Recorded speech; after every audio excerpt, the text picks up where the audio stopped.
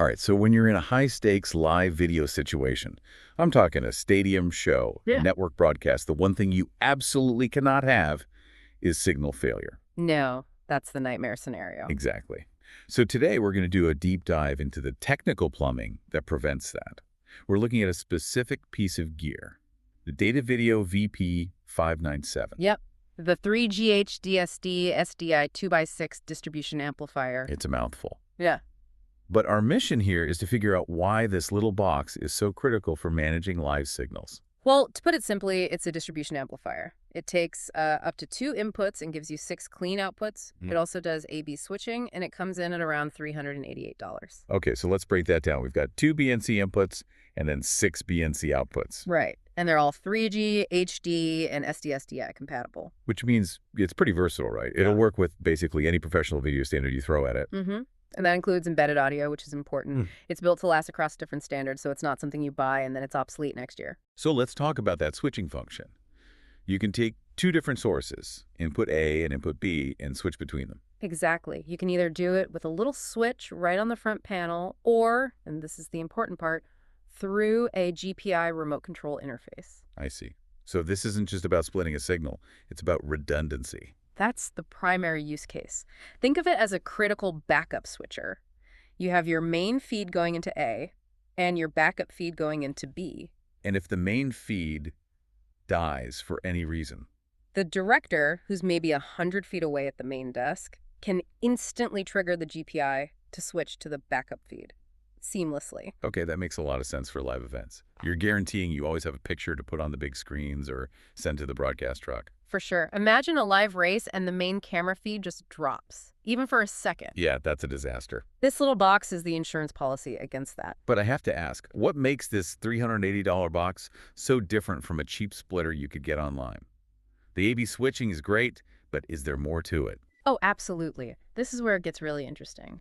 The real value, the feature that justifies the entire cost, is the built-in reclocking. Reclocking. Okay, so we're talking about signal integrity over long distances. We're talking entirely about signal integrity.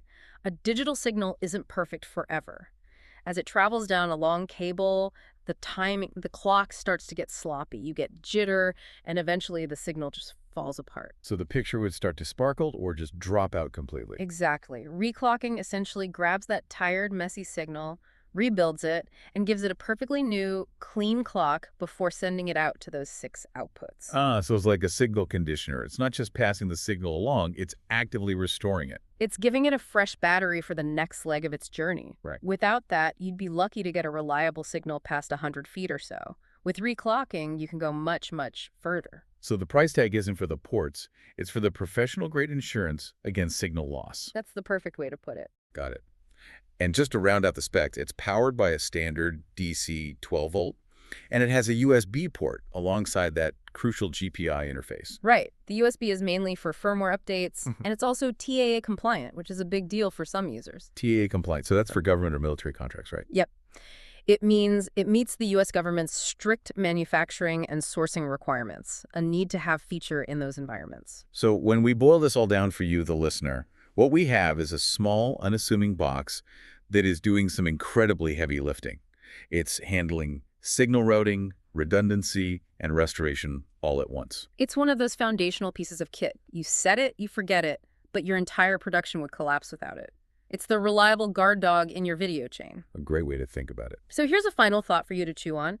The next time you're watching a really high-quality live broadcast, something that looks flawless, just take a moment. Think about the unseen infrastructure. Think about how many layers of signal conditioning, how many of these little reclocking steps were needed to get that crystal clear image reliably across maybe miles of cable before it ever even got to your screen. That's the real complexity hiding in plain sight. That's where the real magic happens.